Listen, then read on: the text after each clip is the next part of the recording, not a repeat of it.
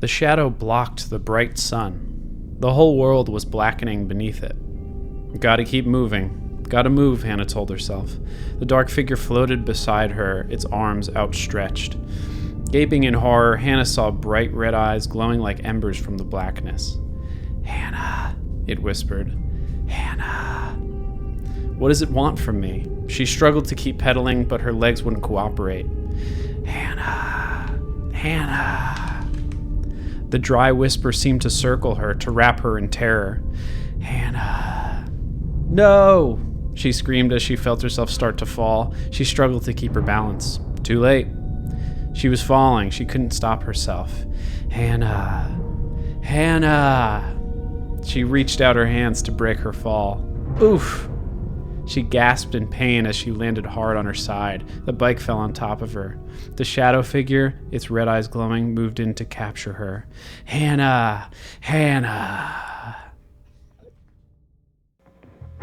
You can't scare me. Not with the basement of botany. Maybe a sentient dummy. Calling all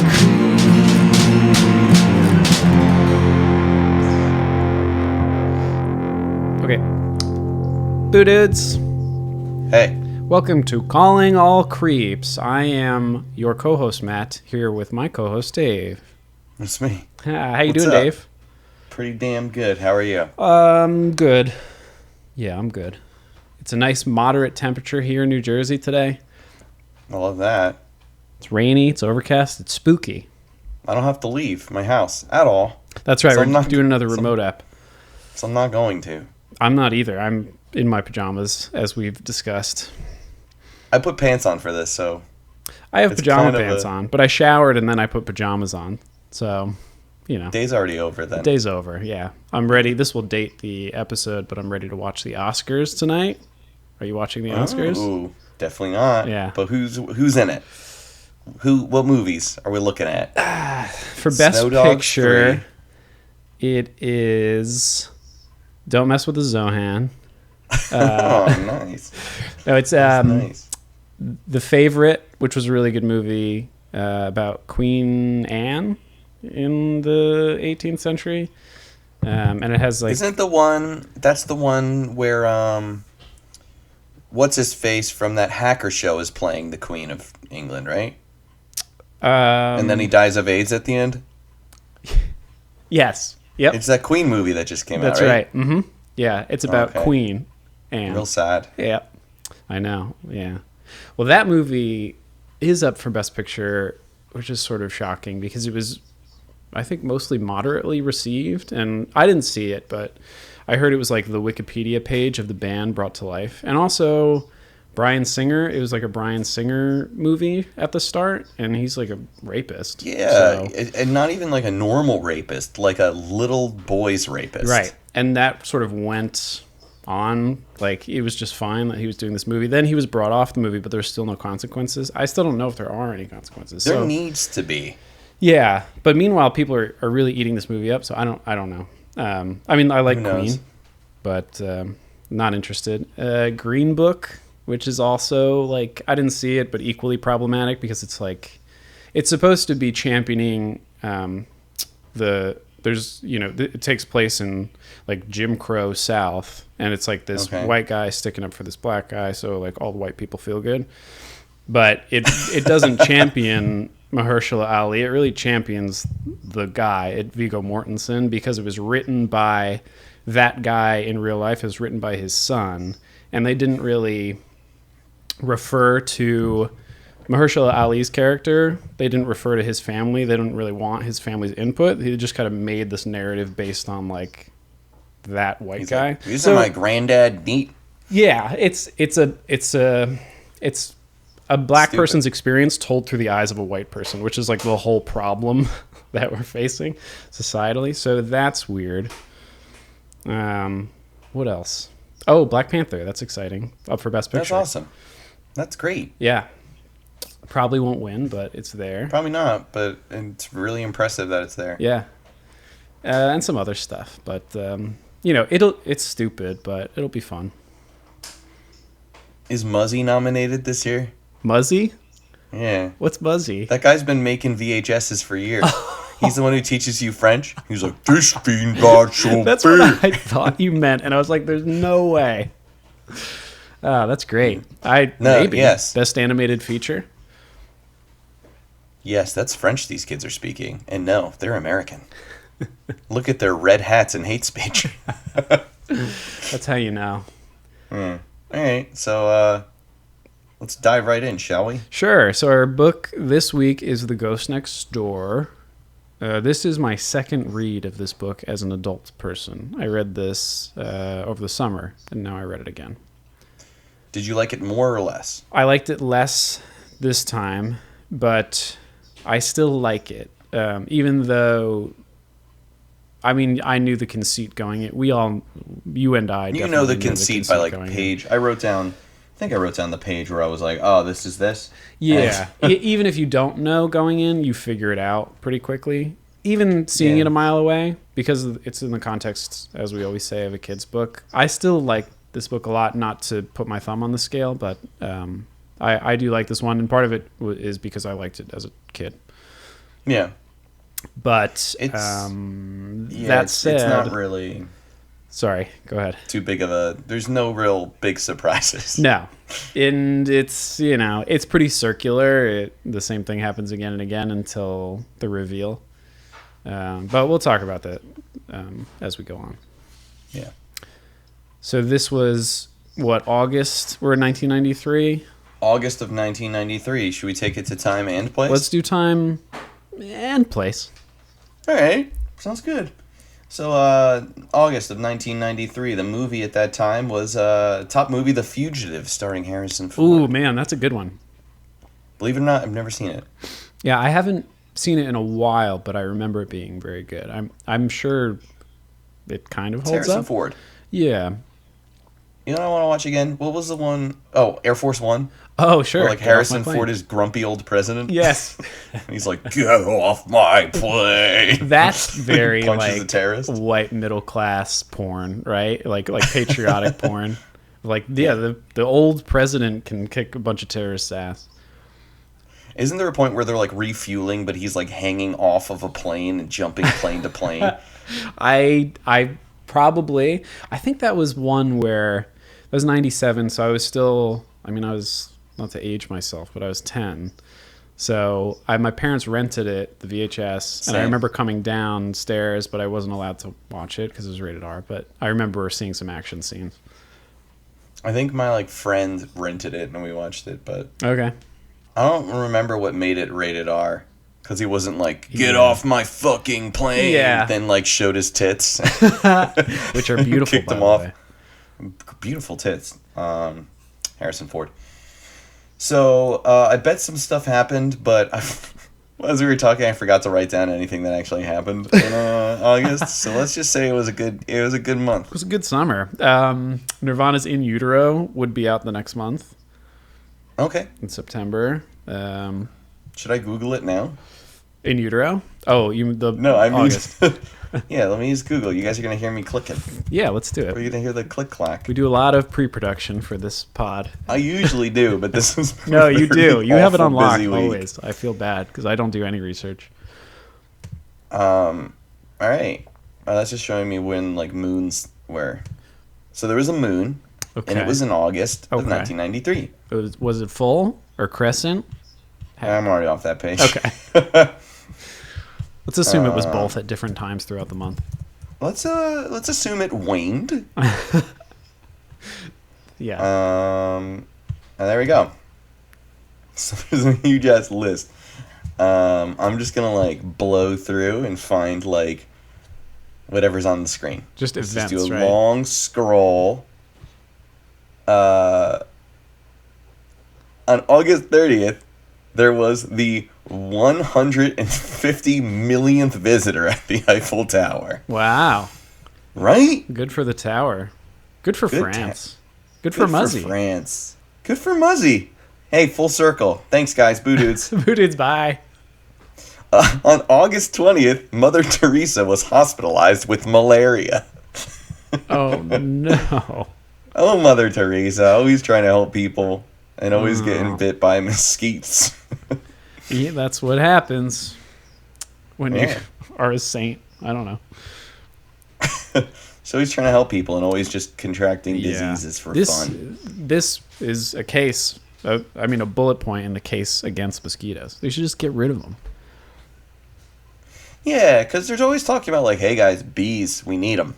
And, like, bees, anytime one comes by, like, everyone runs away. It sucks. Yeah, but, like, we understand. They make it a point to be like, listen, these bees, they're important. We need them. Yeah, I'm fine with bees, even though they terrify me. But mosquitoes, I don't think so. Also, when I taught, this was a essay question I had, because I listened to an episode of Radiolab where they talked about eradicating mosquitoes, not because like they're a nuisance, which they are, but also because of malaria, and it's like the number one cause of death in the world, I think, in these impoverished areas. And it's because those damn impoverished people leave their pool cover on, and the water sits. It pools in the cover, right? And they it pools in their cover or their hot tub. I don't know, maybe both. Yeah, damn impoverished people and right, third world problems. Hashtag third world problems. Hashtag third world problems. Get back to us. And there's they couldn't find any true like ecological consequence. They couldn't, it's like a theory. Like, we don't know until it happens, but it seems okay is what I'm saying. So we should just do it. So you hear that, everybody? We're going to have to do like a little PSA, just being like, hi, this is Dave from Calling All Crepes. Do you smash mosquitoes? You better fucking start. These little fuckers been making me all sorts of itchy. Yeah, we should have like a warning at the beginning of this episode that we talk for a little bit about insect genocide. It's a sensitive topic. Yeah, that's my new I don't know if that would be a metal band. It would be like probably like a thrash punk kind of 90s. Yeah. Like, you just kind of want to be... I mean, I'm thinking like maybe like a Bad Brains or... Yeah, some kind of Black Flag, thing. somewhere between there. Yeah. Somewhere between there would be insect genocide. Yeah. It's good. I think we should shelve it and explore it as a project.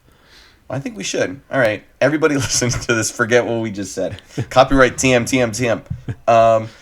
So let's just move on, because I looked at deaths this month, and I don't recognize any name. I'm sure they were all sad in their own way, but not that important. I'll just pick one dead guy. Professor D.B. Deodar is a cricketer, non-test bat 030s, died at 101. Oh, wow. There's a lot of just sounds and parts of words. It's like a whole bunch of like Scrabble letters that I don't know what to do with listed together. He was old, died at 101, I take it. So that's not that bad. He's just like the Dalmatians. Okay. Yeah. So let's get into the book. Yeah, sure. Ghost Next Door. The plot is going to be tough for me. It's always tough for me. Don't worry, I wrote it down. But like I said, it's just this. It's kind of the same thing happening again and again.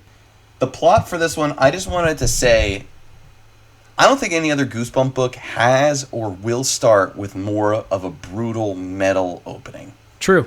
I agree. Our protagonist is Hannah Fairchild, and page 1, chapter 1 describes a horrible fire that she is a part of. It's in her room, and the description is, as you said, pretty brutal, pretty metal. So do you want to read part of it? I want to read. I'm just going to outright say it. Like, this is going to be my spook and scare. Okay. And probably my favorite written anything from R.L. Stine yet. Oh, man. I think it was awesome. Yeah. Because it just, horror writing wise, like, this could be in an it isn't an R.L. Stine book. This could be in like a Stephen King. This could be anywhere. Right. Or he could have pushed this to, he's written some adult novels and also the teen series. So this could be, beyond 4th grade reading level. I don't see this as 4th grade anything. This is just really awesome. So this is the first 3.5 chapters of this book. Cool.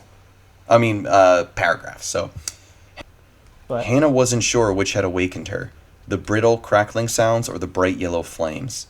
She sat straight up in bed and stared in wide-eyed horror at the fire that surrounded her. Flames rippled across her dresser. The burning wallpaper curled and then melted. The door of her closet had burned away, and she could see the fire leaping from shelf to shelf. Even the mirror was on fire. Hannah could see her reflection, dark behind the wall of flickering flames. The fire moved quickly to fill her room.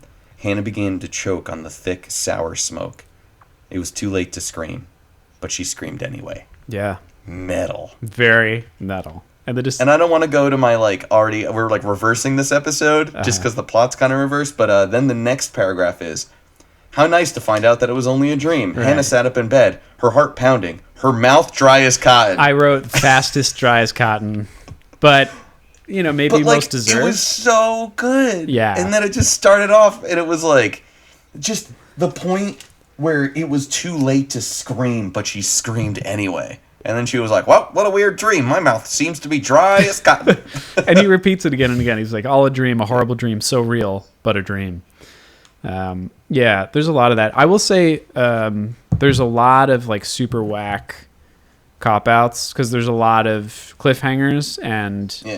But this does it the most consistently where a chapter ends and it's like, something's got me. And then it's like, Hannah had stepped into a fire hose. And you're like, all right. That was the one. She's like, my leg! And it's just I seem to have stepped into a hose. Yeah. And they're equally whack for each, beginning of a new chapter. It frustrated me a lot. I feel like I describe way too many characters and things as being Mr. Magoo's. But she is this is a Magoo-ish. Mr. Magoo. Yeah. Or she's like a Steve from Blue's Clues. Yeah, in that she's very naive. Yeah, but it's obvious. Where she's like, why is this happening? Yeah. And she looks into the camera, and then you're like, ghost! It's a ghost! And she's like, huh? Right. A goat? A goat? We'll see. I do like goat cheese. We'll get back to this in 3 chapters. And you're like, God. For now, let's feed the goat. I was so frustrated by this book. I was like, you fucking idiot. I wanted to reach in and just scream at her. Right. But because we'll get to that. The evidence mounts, right? RL takes... Oh, yeah. I noticed it more this time because I had just read it, and also we all know what the ending is. But he builds a case for why is she what she is? And it happens... It's constant. I mean, we can go point by point. But on page 8, Danny, so she has this neighbor, Danny, and that's most of the interaction in this book is between Hannah and Danny. That's really the world. Yes. It's they go down the street and she makes a point of saying there's an ice cream parlor, there's a post office, there's a couple landmarks that a child would have on those rugs that are also a play town. Oh, yeah. She lives on that rug. These are the mainstays of what a town is, and I go there, and there's not really any people, and it's very insular. But yeah, from the beginning, she's like, why couldn't Danny see me? She didn't know Danny had moved in. It was all this shit.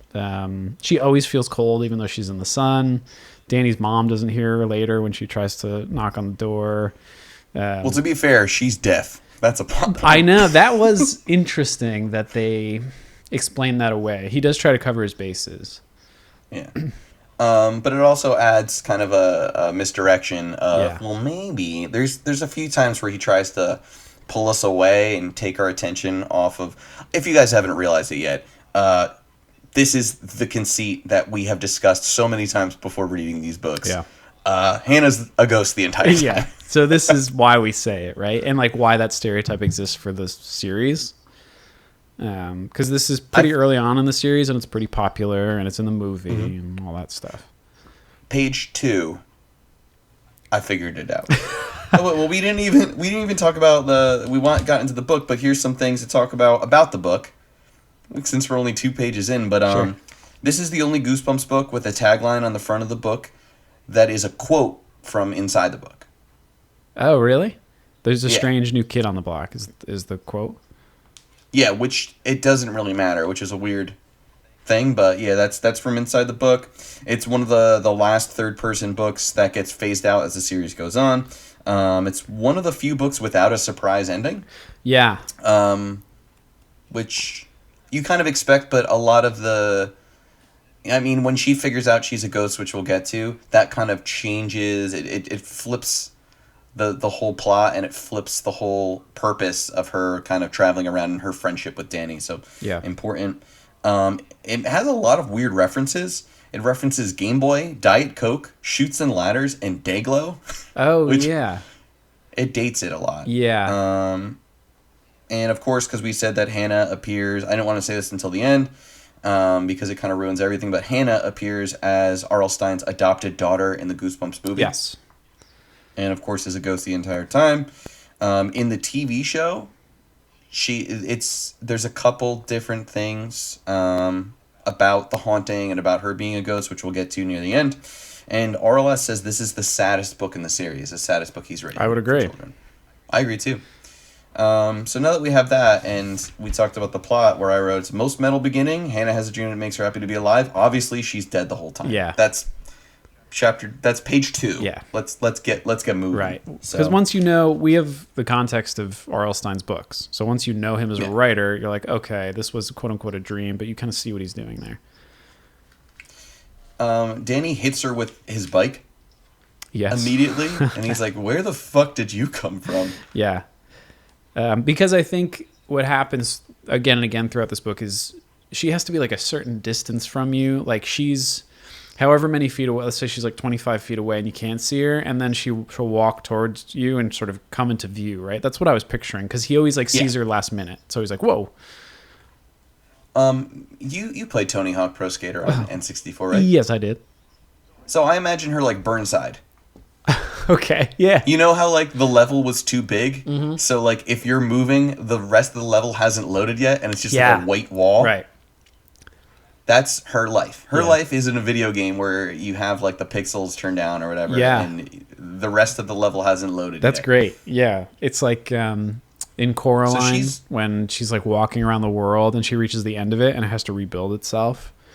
Yeah. So it like comes back. It all falls back into place like Tetris pieces. That's pretty cool. So she's basically a Lisa Streamer. Wait, what's Lisa Stramer? Elisa Steamer. She was the only female character in all of... In Tony Hawk? In the first Tony Hawk. Okay. I played Tony Hawk Pro Skater 2 a lot on N64. That had a good soundtrack. Well, look at you.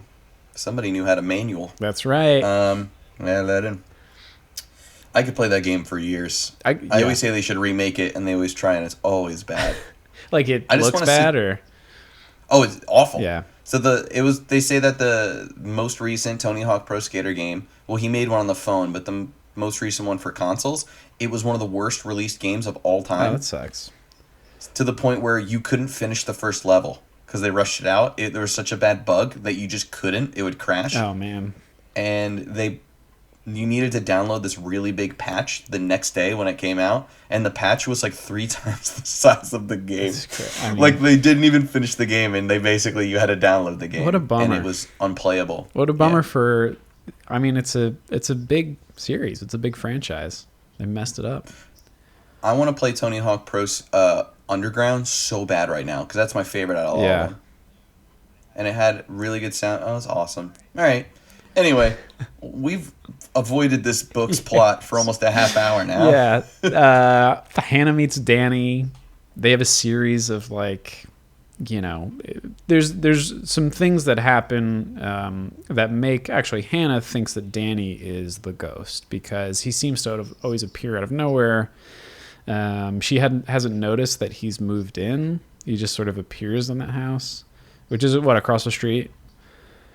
Next door. Okay. Well, yeah, ghost next door. That makes sense. I'm gonna edit that out. And no, keep it.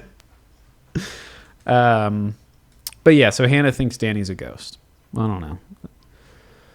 What do you think? Who's the ghost? Probably Danny. It's probably actually. There's a plot point I want to discuss to the point where I thought Danny was a ghost. What was that? There's one really, really strange point in the book, which we'll get to. Danny has an accident. Like, he shits his pants? Yeah, actually. Okay. And one thing I know is that anyone who I've met that shit their pants, this is just me. I don't want to project or anything, but everyone who shits their pants near me is either a baby, a ghost, or a baby ghost.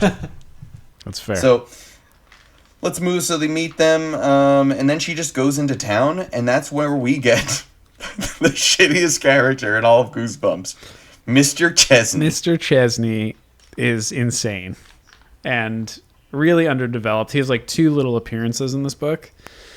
And the first time, you see, he's the town postmaster. Yeah. And he's like beating up a dog. he's throwing rocks at this kid's dog. It's really fucked up. Which I want to do a shout out. This dog's name is Rusty. I want to shout out to Rusty, friend of the pod. Rusty, friend of the pod, indeed.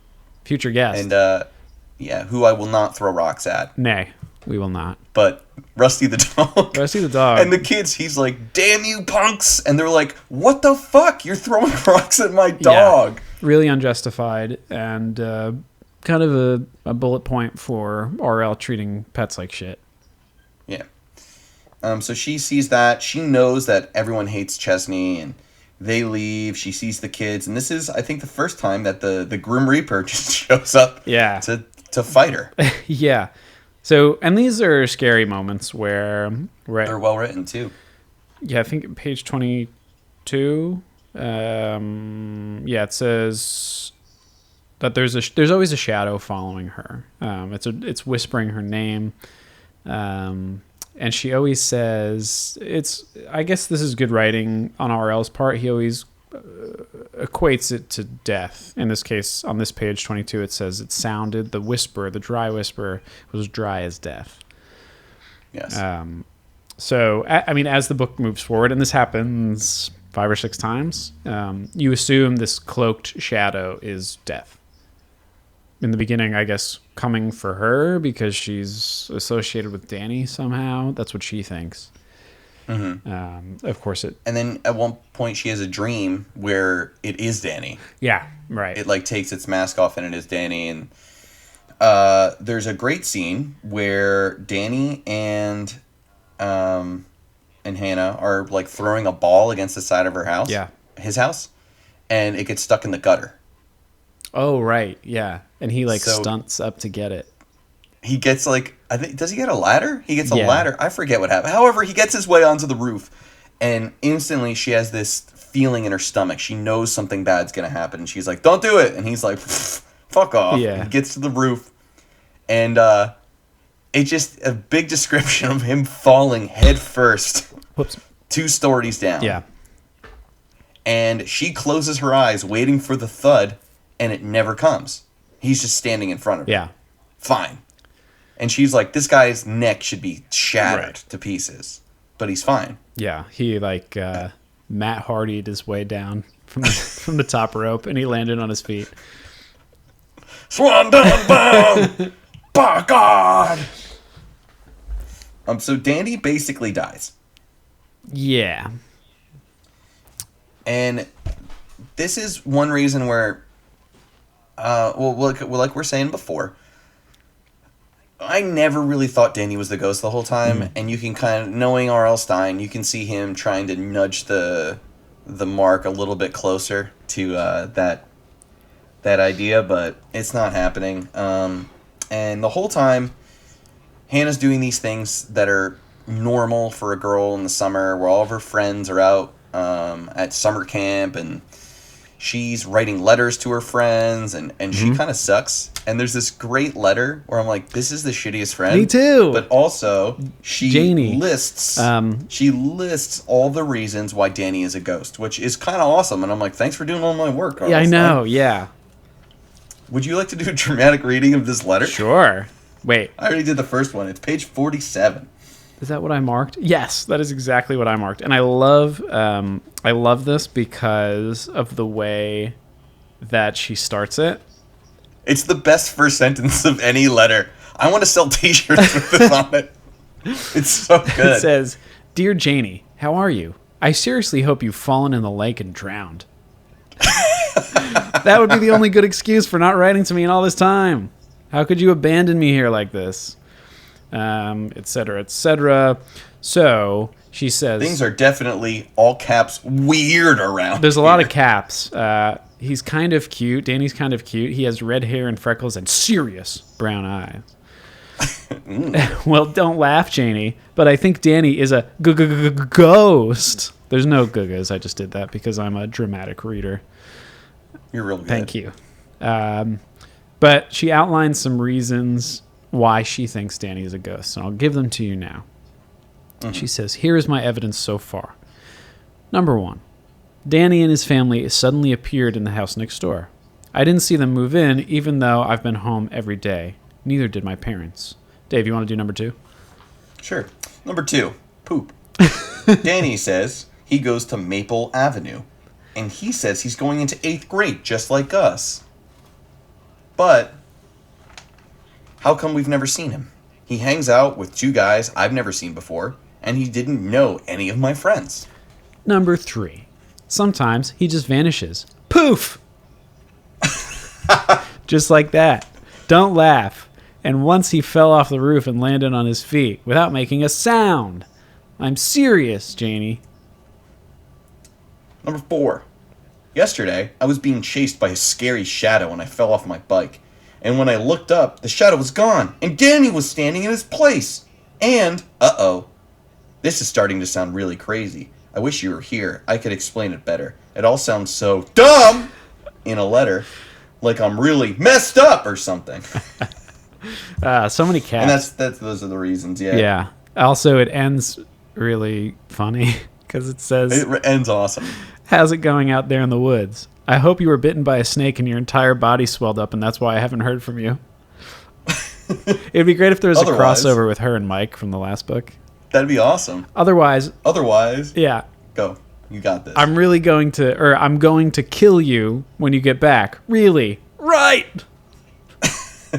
Love, Hannah. It's like, I hope you're dying, or I'm gonna fucking murder you. Yeah, it's great.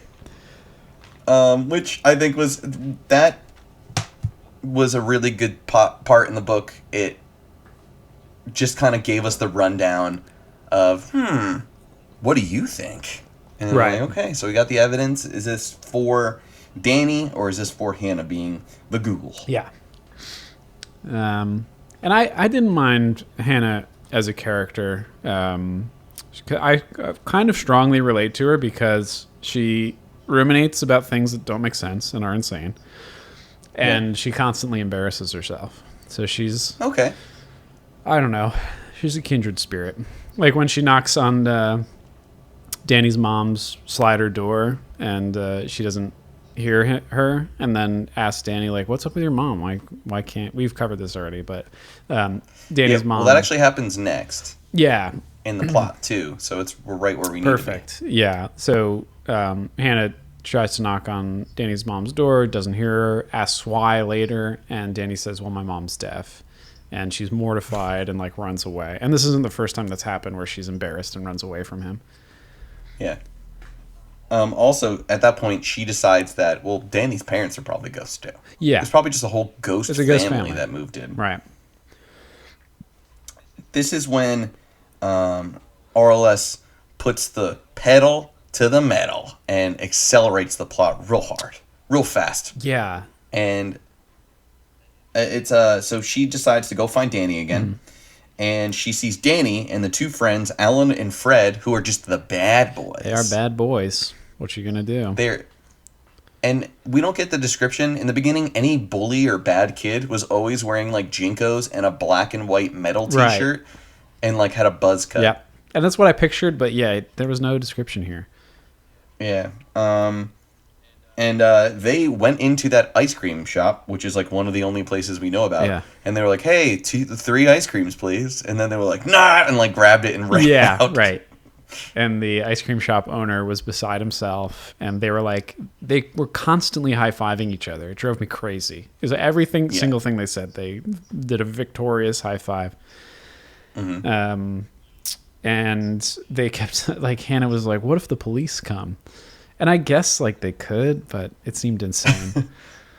Yeah. Also, this is a town that has, like, 3 stores. Yeah. That we know of.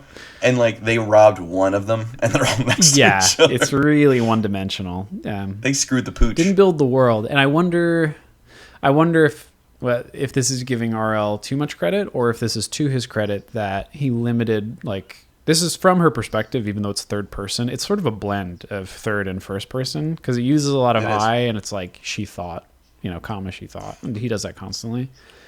And I'm going to credit him with this. Yeah, that maybe through her eyes, she has a limited view of the world because she's sort of barely here. Yeah. I don't know. But this is the point where they do their bad thing. And then they start to fuck with Mr. Chesney's mailbox. So they happen to be passing Mr. Chesney's house, and they're like, look at this old bastard. Let's fuck with his mailbox. Because he has this glorious mailbox because he's the postmaster and he wants you to know it. And they're just so horny for crime after stealing those ice creams. They're a real lust for destruction at this point. They're like the Suicide Squad. So they it's like a swan mailbox, and one of them rips off one of the wings. They try to take the box off of the post, but they can't because they're 12 and small. So they just settle for breaking it. And then Mr. Chesney comes out and says fuck you kids, I'm going to shoot you with my shotgun next time. And this is the second occurrence of a gun reference in 2 books. And he's violent. He grabs Danny by the shoulder and whips him around, and Danny's like, that actually fucking hurt. My shoulder hurt. And they're like, you know what? No one hurts my boy and gets away with it. We're gonna go back to this guy and really show him what for. Yeah. They all pulled a Jared Leto, and they sent a dead pig to Mr. Chesney, and they're like, just gotta get in character, man. That would make Mr. Chesney Will Smith, which I don't agree with. No, he's not that cool. He wasn't what the fuck? So this is when Hannah confronts Danny and literally just goes up to him and just be like, yo, we're 90 pages in. Are you a ghost? That's the exact thought I had. I was I looked at the page count and I was like, oh, we are pretty far in. She's got to just ask at this point. Yeah. And then he starts staring at her like she's crazy. I love his response because it's what else are you going to say? He just looks at her and he goes, yeah, sure. Yeah. Are you a ghost? She repeated breathlessly. He wrinkled his forehead, squinting at her. The ball bounced across the grass. He stepped forward and kicked it. Yeah, sure. No, really. Whatever, idiot. Yeah, I'm a ghost. And then the ball, she's trying to play soccer in flip-flops. Bad move. He falls. She tries to help him up, and hands go right through each other. Right. And then his hand goes right through her chest, which he's trying to cop a feel, and he misses. Mm-hmm. And she's like, told you were a ghost, and he runs away horrified. And that's when 2 and 2 get put together. Yeah. She's thought it's been 8 the entire time, but... Yep. Page 95. Yeah. So... Dang. So there's a little bit of feedback there, a little bit of noise, and we're just going to break the fourth wall. We're re-recording half of this episode. And that was we read this damn book 2 weeks ago. Now it's 2 weeks ago. The and Oscars we read another one. Yeah. Well, turns out Black Panther actually won. Yeah, congratulations. Way to go. The opposite of Black Panther. So, yeah, I don't really... It's funny because we said some really thoughtful shit. Yeah, but now that's gone. So you have to listen to this bullshit. Yeah, so where the fuck were we? Well, so Danny reached through Hannah. Oh, yeah. She is a ghost, and she realizes she's the ghost, not Danny. And he aimed for the chest, which was weird. Which is the weird was choice. Strange, yeah. That's you being hey, do I feel warm? Do I have a fever? And I just go right for your balls. Which you do often. That's how you know I'm sick, when they hang low. Yeah.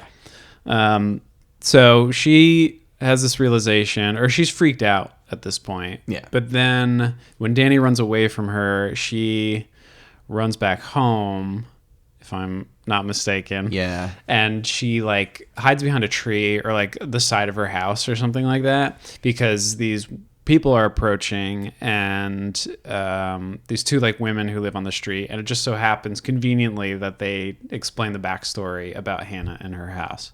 Yeah.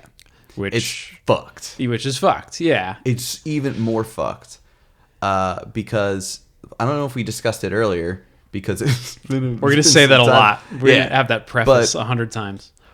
Because Janie, who she sends her fuck you hate mail with anthrax to camp, she wanted to give her twin brothers camp-like experience for summer. So she told them spooky stories. This is, I think, maybe chapter 1 or 2. Yeah. Outside and built a campfire behind the shed in the back of their house. Turns out she didn't put the fire out too well, and that really metal opening was real. She didn't fix the fire, but she burned her whole house down with her full family in it, and it killed her entire family. 5 years ago. Yeah. Per the book. So she's lingering for a while, which is why the house now has been rebuilt, and neighbors have changed. So Danny's next door and she didn't notice, whatever. 5 years is that gap in high school or 8th grade or wherever, where 5 years is far enough that maybe you know someone's younger brother or sister, but it's different cast of characters. Yeah. And then the best part of this book, I was not really sold on it up until this point. It took until page 90, page 100 to get moving. Yeah. So when she goes back home and everything becomes real. Yeah. Yeah. So what's interesting and what RL does well is Hannah up to this point has seen her house as it was. Mm-hmm. But now that she's gotten this knowledge that she is the ghost, all that stuff's gone, right? So all the mundanity of like the magnets on the refrigerator and all these little things that make up your life are now gone. It's a clean slate, and her family themselves are not there. They're not there. She runs home. It's one of those scenes we see in a lot of movies where you're like, Mom, Dad? Yeah. Like, you just looking for any sort of comfort, and she walks into this house that she's seen as her home on this kind of endless, pointless summer, and it's empty. And it's not even the house. It's like this rebuilt reimagining of her home, and she's there all alone. Yeah. And then she says in a Kevin McAllister voice, I have the whole house to myself. Yeah. And then does another take and says, I have the whole house to myself. Then she lights a match and says, I made my family disappear. That's what it is. Yeah. So I just want to read page 100, page 101. When she realizes that she has died and that she murdered her family and that she's the only person here. Yeah. So that the old home, her family, everything was just part of this dream that she's been living. Were they gone forever? We're all ghosts, she thought miserably. And now they left me here by myself. Her heart pounding, she gazed around the kitchen. It was bare, empty. No cereal boxes on the counter where they were usually kept. No funny magnets on the refrigerator. No curtains on the window. No clock on the wall. No kitchen table. Where are you? Hannah called desperately. She pushed away from the counter and went running through the house. All empty. All bare. No clothing. No furniture. No lamps or posters on the wall or books in the bookshelves. Gone. Everything gone. They've left me here. A ghost all by myself. Yeah. Harrowing. It's hits real hard. Yeah, it's fucked up. Laundry's done. God. Whatever. We pulled back the curtain on this one. Do you guys know that we record these completely naked? That's not true. I'm wearing a condom. I'm going to go Instagram live right now and show you Dave's condom. He's hard for an hour and a half with no stimuli. It's crazy. It's crazy, but I like it and I request it. So what we discussed last time, we think this book has some deeper meanings and some deeper themes. Yeah. Do we want to talk about that now, or let's just talk about it now? Sure. I mean, we kept it for the good part, but this book really deals with loss, of course, death in a way, but I think more moving on to the next step in your life. Yeah. We all have grown up, and the reason we're making this podcast is because we're looking back to the life that we had. It's all nostalgia based on pop culture. Yeah. But not only that, there's so much emotion tied with the things that we had. Yeah. Like, neither of us live in the house that we grew up in. No. Yeah. And I think about that a lot. I've moved 4 or 5 times since my formative years, my Hannah years. Mm-hmm. And I don't know. Yeah, you do have a fondness. It is sort of part of the reason we're doing this. You have a fondness for all of these memories that you have, these properties that I attach myself to. But yeah, I don't know. And the loss of them, it's not bad. It's just change, but you know, it makes you reflective. It's seeing things in a new light and knowing you can't go back. Yeah. It's putting an end to a chapter, and as much as you want that comfort, you have to keep moving forward. Yeah. And this is the next part in her life, which is her death. Yeah. And I guess I thought about, I think I talked about this last time. I thought about when I just finished clearing everything out of my apartment with my ex. Yeah. And how it's so strange that buildings on their own, no matter what it is, it could be a brand new condo that they just built. It's still eerie that it's empty. If you've ever gone apartment hunting, and especially if it's one that you lived in for me like 2 years, there's so many points that you can look at. Like I can be like, oh, Matt and I made our tech deck video here. Yeah. There's just that empty shell, and it seems bigger and just hollow, but you might see like some scratches on the wall, some marks, or where the furniture was, but there's no curtains. It's just the light hits it differently. And I remember just standing there for a little bit, being like the only person like waiting to leave and just walking through. There's no lights, there's no lamps. It's just like totally foreign. It's something that like I've been at every single day for 2 years, and now it's completely gone. It's never going to go back to where it was, and it's somebody else's now. And that's like that movie Ghost Story. You discussed that. Yeah, if it has that kind of feel where death is the next chapter of something, and that movie does a thing really well. It's basically about a relationship. Yeah. And how, what's it like breaking up with someone, or just not being able to be with somebody, but having them in your life and not really being able to interact or get over it. So this was really well done on R.L. Stine's part. Yeah. So she needs to find her purpose in death and flips the story on its head. Yeah. So sort of unknowingly, I mean, she's shook. Yes. Rightly so. But she's, some of the scenes, she's like sobbing in her house. With a hopeless cry, so the phone's dead. With a hopeless cry, Hannah let the receiver fall to the floor. Her heart thudding, tears once again rolling down her cheeks, she flung herself down onto the bare floor. Sobbing softly to herself, she buried her head in her arms and let the darkness sweep over her. So that's, it's pretty affecting. I think this could have been even more emotional, and he pulled back.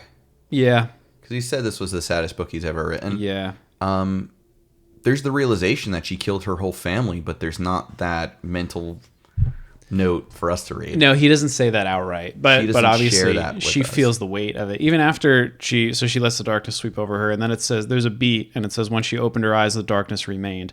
So she's devastated. She wants, she wants her family, but she needs something to grab onto. So her only like tether to this world outside of her family is Danny at this point. So she goes and tries to find him. He's on his bike outside running away, and she's like, Danny, come back. I need to talk to you. And he's like, obviously his life is also in transition. He is peer pressured from his friends who are a year older than him, who love crime. They love to do crimes. He met a new girl who is super juicing over him, and turns out she's a ghost. She's also a ghost. He does backflips off houses. Yeah.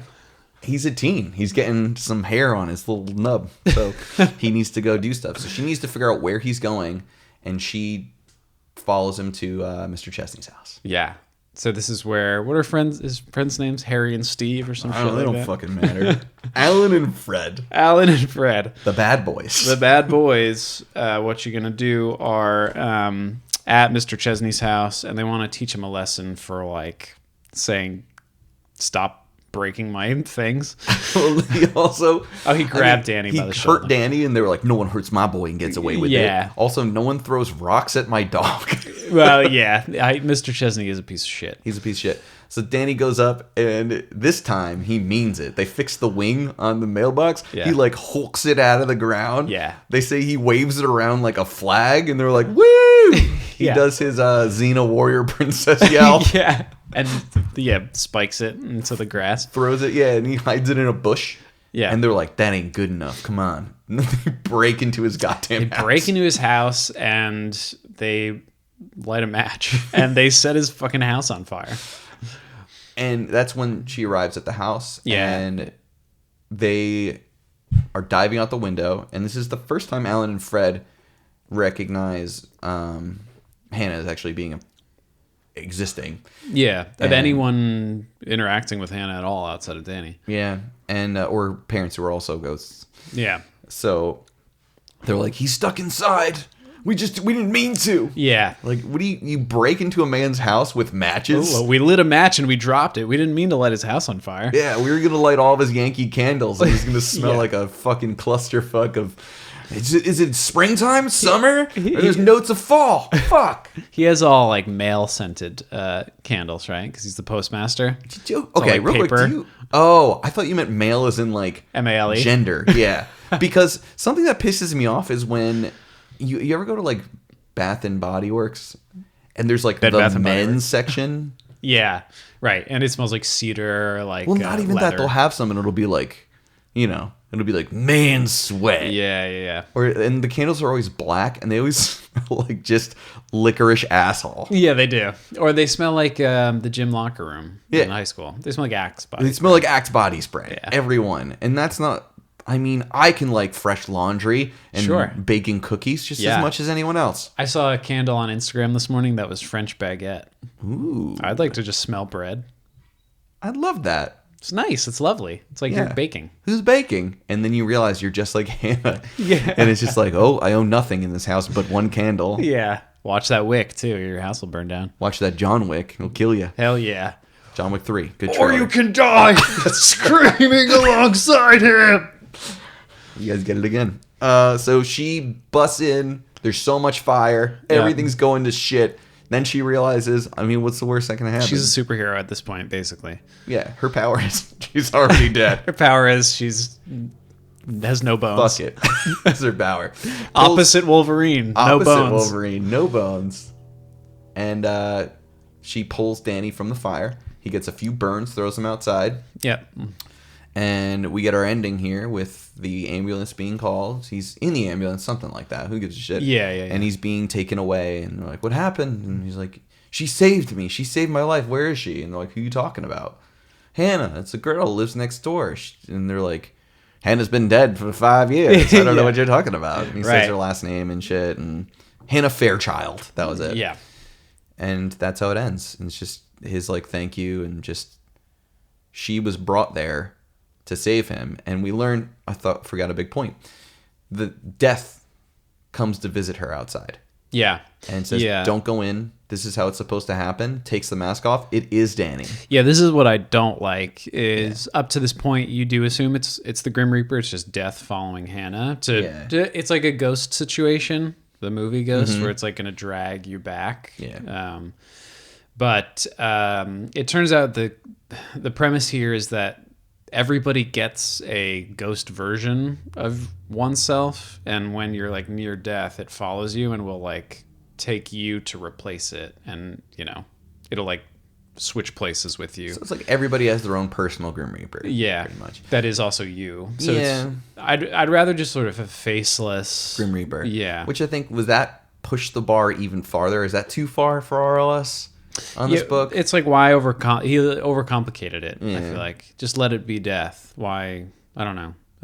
But also, we learn at this point that anytime Danny is slightly in danger or something's going on or something could go wrong, that's when we see this Grim Reaper. Yeah. It's always when he's getting into a confrontation and getting Yeah. rocks thrown at him or doing things he shouldn't or falling off roofs, which is his Yeah. cool hobby. But Hannah is there also in all these cases, Yeah. and she's his little guardian angel. And I think it's because she can see him, that she can see the Grim Reaper, but Yeah. he can't. She has that extra sense like she did when he fell off the roof. She feels that again when he goes into the building. Yeah. So, I right. also want to say the ending has Hannah's family hearkening back and or beckoning to her to come toward the light, sort of a thing. So Yeah. it says, "Come back, Hannah," her mother whispered. "Come back to us now." Hannah could feel herself floating now, and as she floated, she gazed down, her last look at Earth. "I can see him, Mom," she said excitedly, brushing the tears off her cheeks. "I can see Danny in his room, but the light is getting faint, so faint." And, they continue to call her back.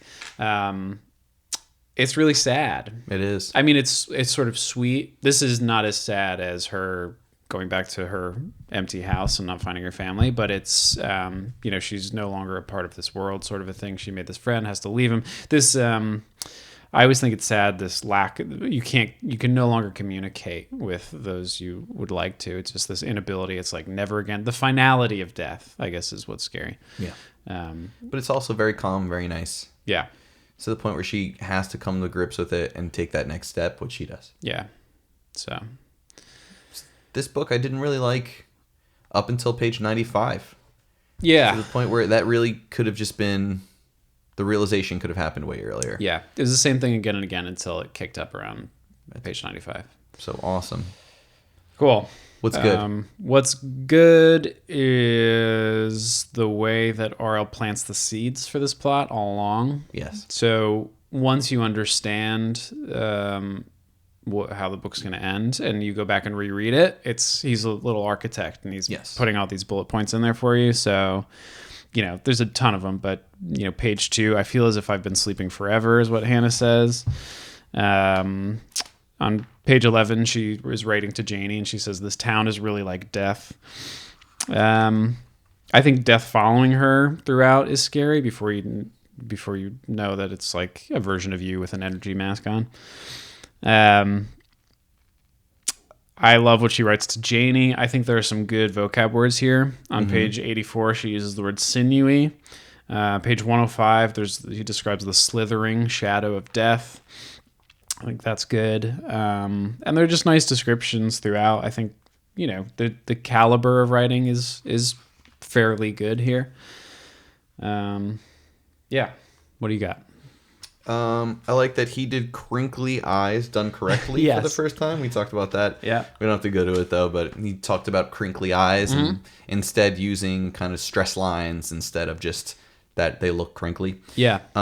One description I liked of the town, we talk about how it's such a small town, like it's all very contained. Yeah. But just to show how small of a town it is, it's not like, it's a middle of nowhere, small town with local businesses. Mm-hmm. It said that there's a barbershop, small groceries, a gas station, a few other stores, Harder's ice cream parlor, and a diner called Diner stretched behind the square. I love that there's like the one diner named Diner. There's diner, there's gas station. Exactly. And it's just, it's not like the Shell station, it's the diner named Diner. It's a local watering hole. I thought that was really nice. I like to use dry as death, the dry whisper of death. Yeah. Way better than dry as cotton. Although there is a dry as cotton in this book. Right off the bat. I think we discussed that. We did.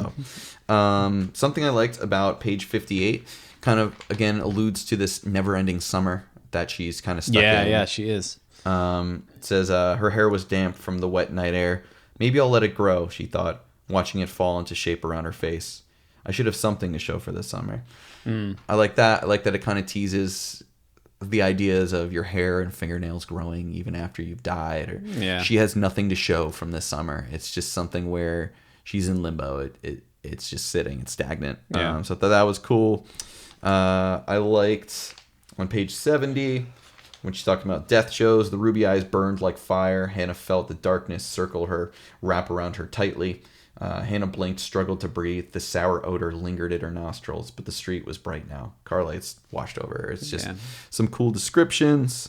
And then I loved the empty house. I think that was the fire in the beginning, the empty house, and then her being pulled away to hell because clearly I think she had premarital sex. Yeah. So she dead. Lusted after Danny, so she's per Catholicism. Also, she ate pork.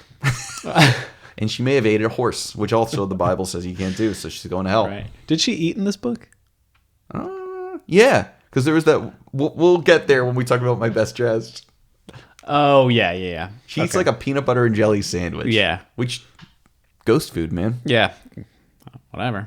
Classic ghost food. Yeah. You know what ghosts love? Fluffernutters. I just like saying it. So what's bad? Some of the writing, so I think the writing overall is good, but there are things like on page 3, as a response to the dream that she has, she says, she writes for our benefit, I guess, hey dream, get lost, ! That sucks. There is some over-explanation. So on page 34, she talks about how her brothers don't like getting baths. And it says, after dinner, the twins were upstairs arguing with their parents over which of them got to take the last bath, and last is italicized. And then the next sentence is, it could end there, right? Yeah. They both hated baths and always fought to be the last. It's like, it's very like, you see, they wanted to take the last bath because neither of them like taking baths. This part sickened me. Because the idea of like hopping into a bath that somebody already used Oh. just makes me want to die. Yeah, well, baths in general, it's kind of a gross conceit, but But they're ghost children, so I guess they That's don't really true. carry dirt, they don't have skin. which is fine. I wrote the obvious letter where he's like, I'm bored to death. Oh, yeah, And yeah. like there is a little bit of things, but like It's a little on the nose. that one was just like reaching, like R.L. Stein reaching out of the book and nudging you and being like, death. Yeah. Which I did like some of the other things, but that one was a little clumsy. Again, we always talk about how kids don't talk this way. On page 72, Fred, he goes, "What a riot!" Fred declared. "The town postmaster, his mailbox flies away." I was like, "What a riot!" and declared. Yeah. He's, It just seemed very vaudevillian again. yeah, right. Uttered a hurt cry on 103. Last time we did Always. this, where Yeah. I was like, "Please, so give me, utter your hurt cry."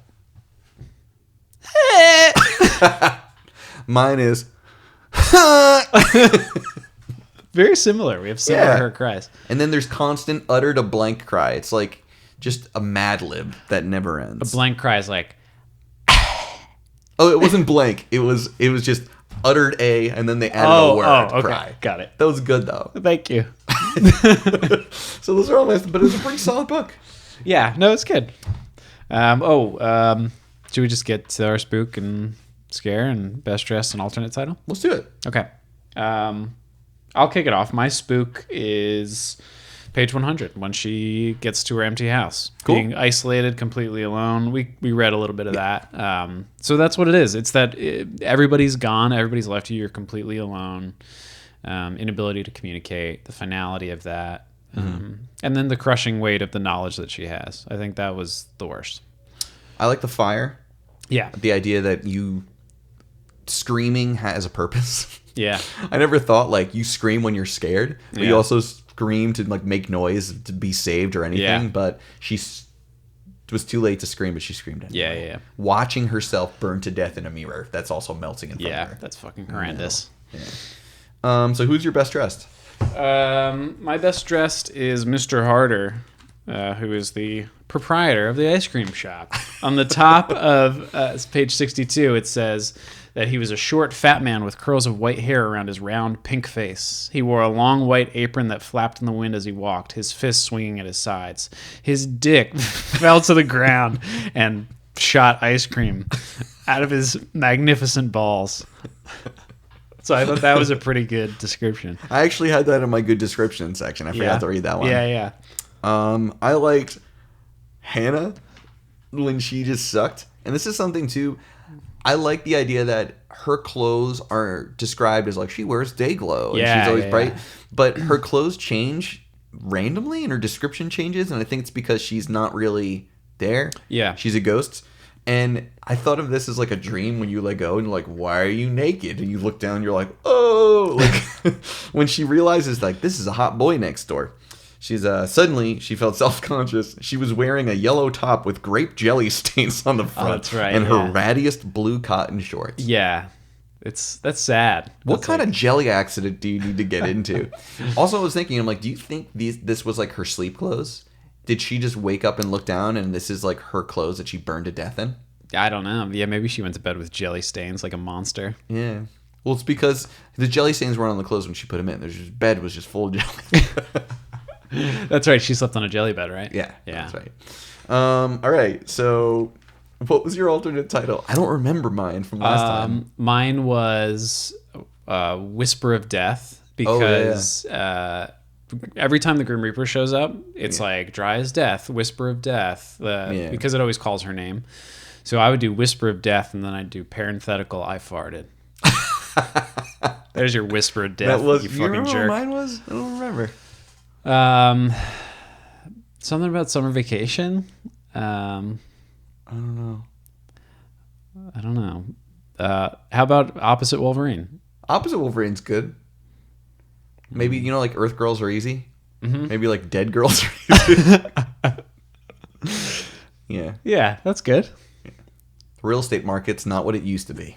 We can call it that, because that house has been remained empty for so long. That's true, So and it had a revamp. it did. But people don't like death. People don't like it. It's because they have that dumb kid who's always falling off the roof next door. Yeah, and it's haunted as fuck. Yeah. Cool.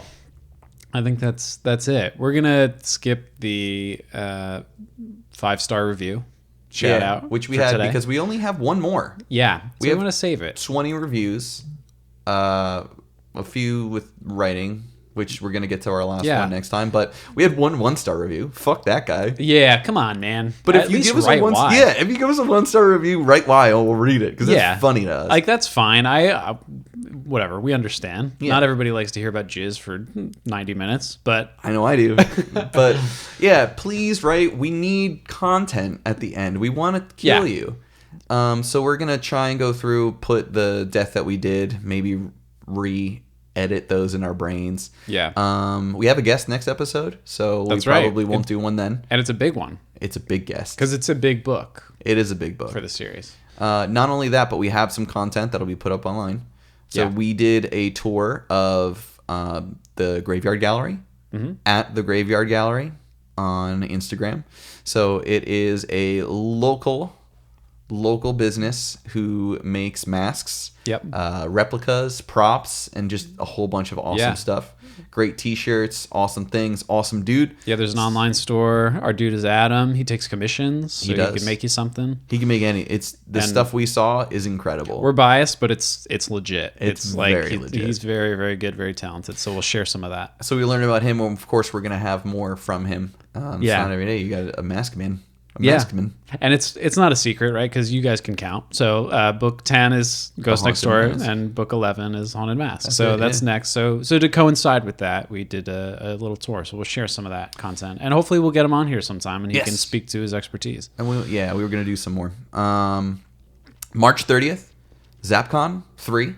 Third Comic Con for, well, we can't say Comic Con, we'll get sued. It's Oops. like the big game. No, Yeah. literally, you get sued if you make Oh, that really? thing called. Yeah, they won that. You can't call it Comic Con anymore. I'd like to see you try Comic Con. Prove Yeah, it. Comic Super Bowl Con, bastards. So ZapCon, the comic shop I've worked at and been a part of for almost 25 years now. I haven't worked there for 25 years. No, you but have. I was going and getting some of my Pokes cards there and my old little Batman and X-Men. You've been a comics. part of the establishment. Yes. So we have our convention celebrating us, our people. We have artists coming, whole bunch of different people from all over. Kubert School artists, friends, people who've worked on everything from Nintendo Power Magazine and Dexter's Lab to Space Riders, a really big Black Mask book right now, Deadpool, bunch of people. So Hell yeah. we're going to be there. And not only are we going to be there as people, we have a panel. That's right. You can come see this shit live, baby. Live, baby. 45 minutes. And the best part is that I don't think we could even say come. That's right. So we're going to find new ways to upset And everybody. really challenge ourselves with this like Will Smith PG comedy. Right? Yeah. If you want to hear us talk about fluids coming out of our members, then see us there. Who's Not like only- a really G-rated comedian, like Jeff Foxworthy. We'll have to rely on redneck jokes. I think the whole thing. Yeah. Luckily, we're doing the redneck book. No, we got a fun thing planned. Yeah. You'll see that. We also have merch, Yeah. which our buddy Cody is plugging away at right now. So it's very limited, but some cool stuff we're gonna have. Yeah, for sure. real neat. Ray Romano Is gonna be there. is a. I mean, I'm gonna invite him. Yeah. but Do he's your a- best Ray he's- Romano he's a impression. It's G. real tough. I was gonna ask you to do it because you have a good one. No, I don't. You do. I'm very bad at it. Okay. My wife won't have sex with me. My wife. No, you have a good one. You would I always can't do go. it. No, you would always go. Deborah. Deborah. Deborah. Deborah. Yeah. You ever tell you there was a time I went to a party after like a big breakup and I went there and I got super drunk with my buddies and we were just, this girl came up to me and was like, hey, what are you up to? And we're like, oh, we're just doing Ray Romano impressions. That's what we're doing. And me, Peter, and everyone were just going, Deborah. And then she left. And apparently one of her friends was just like, "Hey, a guy." He's like, "You should go talk to him." And she's like, "All right." And she like and wanted that's to what come she talk got? to me, and then she left. It's like, "What happened?" Christ. He's like, "He was just doing Ray Romano impressions." Hey, that was Ray Romano's heyday. It was. No, it wasn't. It wasn't the late 90s? Ray Romano. All right. Producer, do your best, Ray Romano. What? Cinnamon?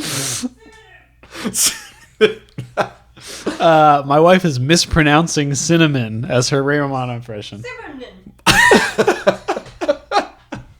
I don't get it, but I love it. It was an episode. He was on like a TV show. And Oh, he really? couldn't say cinnamon. Oh, what else couldn't he say? Oh, he said that he pronounced in an episode stomach ache as stomachicha. That was actually pretty funny. Really? He can also say, he can't say, my family loves me. Because it wouldn't be true. That's right. All right, guys. Boo dudes to you. Boo dudes. Get the fuck out of my house. Bye. Bye.